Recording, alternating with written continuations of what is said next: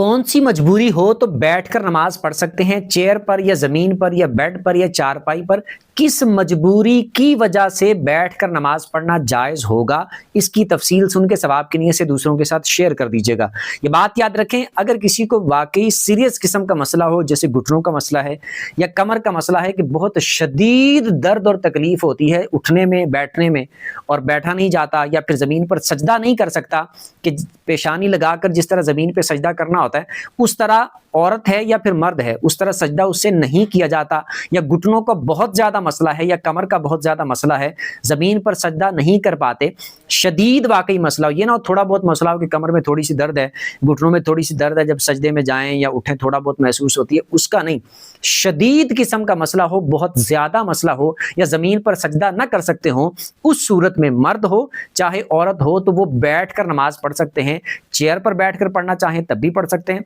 जमीन पर बैठ के पढ़ना चाहें तब भी पढ़ सकते हैं, बेड पर बैठ के पढ़ना चाहें तब भी पढ़ सकते हैं, चारपाई पर बैठ के पढ़ना चाहें पढ़ सकते हैं, जिस तरह उनको आसानी हो उस तरह बैठकर इशारे से नमाज पढ़ सकते हैं। लेकिन जब सजदा करना है उस वक्त सामने कोई चीज रख के उसके ऊपर सजदा नहीं करना, बल्कि सिर्फ सजदे का इशारा करना है, रुकू का भी और सजदे का सिर्फ इशारा करना है।